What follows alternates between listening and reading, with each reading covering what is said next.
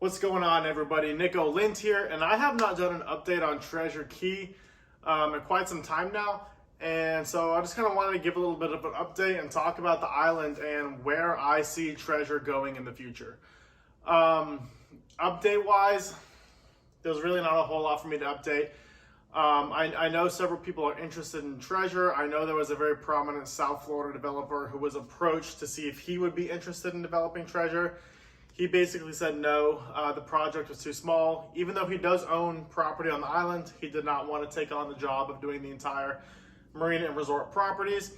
So right now it's kind of just sitting and nothing's getting done to it. So that's kind of the update with the marina and resort properties. But on the private side of things, houses are up and going. Rentals are crazy hard to come by. And I'm going to Treasure here in 2 days. And I couldn't even get our own place because it was rented out so far in advance, so I'm having to stay at a friend's house. So the island itself is doing really well. The Bahama Beach Club is open. The restaurant there is open. Treasure Sands is getting close to opening, I'm told. I don't know that for a fact, but I'm told. Flows is open.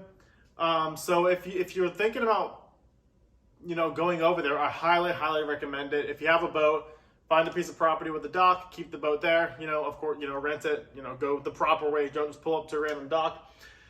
But kind of now what I want to talk about more is where Treasure is going and the future of Treasure Cay and kind of where I see that going. And so basically, much to my dismay and the dismay of many's, I do see Treasure becoming more of like a Baker's Bay type, very high-end private island sometime in the future. And stick with me, I'm going to lay out my reasons why here. But when you think of that, super high-end, almost Baker's Bay type, Lifer Key type island that, is pretty exclusive. What are the elements that, a developer would want to make that a thing if he was going to buy an island? One, control who's on the island, control who comes and control who goes. Number two, have an airport. So, the wealthy people on the island can fly back and forth, get there easily. Number three, have a big marina so that, these guys can take their boats and have a place to keep it. And then four, having a lot of, contiguous connecting property so that you can go in and, have 200 acres of connecting property to build your big resort or little village or whatever it is. And so if you look at Treasure, Treasure has every single one of these, on the road, there's one road in and out of Treasure with a gate. So you can, build a bigger gate, control every single person who comes in, control every single person who leaves. Airport, Treasure Cay has its own airport with a pretty long runway. And so these rich guys can fly their jets in here no problem, and then take a 15-minute drive from the airport straight into Treasure, their house on the beach. Marina-wise, Treasure Cay, when it was up and running, was actually one of the biggest marinas in the Bahamas by number of slips. Most people don't know this, and it's deep water. And so, the marina is easily taken care of. Some could make the argument that you can't get big enough boats into the marina because of how that channel comes in and takes a 90-degree turn. You can't fit bigger boats in there. Realistically, if someone's planning to do a big private development, that's very easy to fix and dredge a new channel, move the channel, make the turn more gradual so bigger boats can come in and out. That's not a hard thing to fix. And then last, is the contiguous property situation. Treasure has a lot of property owned under one ownership group. Treasure Cay Limited. And so whoever buys Treasure Cay Limited is getting hundreds, literally hundreds of acres, a lot of it connecting. So they have the space to go put in their big resorts, whatever they want to do, little, downtown thing, kind of like Nassau has, kind of like Atlantis has. So Treasure Cay really meets all of the, every item that somebody who would want to turn this island into that would have, it has. And on top of that, it's got probably, one of the most beautiful beaches, not only in the Bahamas, but in the world, and amazing homes on that beach. And so it has the recipe for that. Now, do I think that's going to happen soon? No.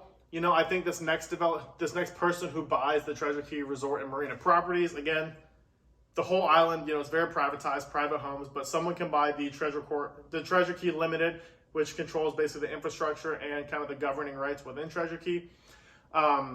I do think whoever gets it next is going to try to keep the feeling of Treasure Cay the same.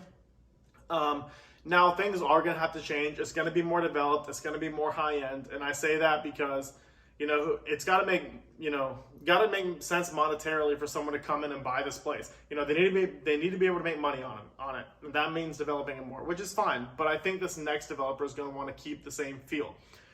But over time, as things grow, as more money comes into the island, as, more investors come in possibly, or whatever it is, I definitely see it becoming more of a, that more private type island. And yes, there's a lot of pushback because, Treasure Cay Limited does not own the entire island. A lot of it is owned by, all the houses are owned privately, Bahama Beach Club, Atlantis, Royal Point Sienna, all those are owned privately. So yes, there's a long way to go to get there.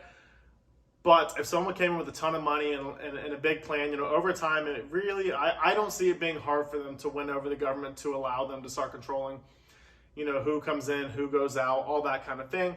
So that's just kind of what I personally see the future of Treasure. And I know I'm probably, I don't like this, but I'm being realistic. And so I know a lot of people are going to disagree with me, whether it's out of just emotion of not wanting that, or they just really don't see that happening. If y'all have any other ideas or criticisms of my outlook on Treasure, please comment it. I'm really interested to hear what you guys think of Treasure Cay and the future of Treasure and the direction that you guys think is headed. If you have updates on Treasure, please put them down below in the comments. My strict goal with this is just to keep, people updated on the current status of Treasure, and also to keep Treasure in the conversation and at the forefront of the conversation in the Bahamas, so that hopefully something happens with Treasure Cay. And so, yeah, and I will be there in 2 days, 3 days, like I said. So if any of y'all have anything special you want to see, property you want me to film, whatever, put it in the comments below. I'm more than happy to check on anything, to go look at a property for anyone. I'm here to help. I want to kind of be that go-to person for Treasure. But yeah, this wasn't a whole lot of an update, more so me just talking about Treasure and where I see Treasure going. But yeah, we'll see what the future has in store. So stick around. I'm going to make a whole series about this coming up trip to Treasure. I'll be there for 2 weeks, and so I'll be there on a big boat, a 50-foot motor yacht. So I'll make a whole vlog series about that. But I hope you guys liked the video. Like it if you did. Subscribe to the channel. It really helps me. And stick around because I have a lot more videos coming here in the near future. Thank you.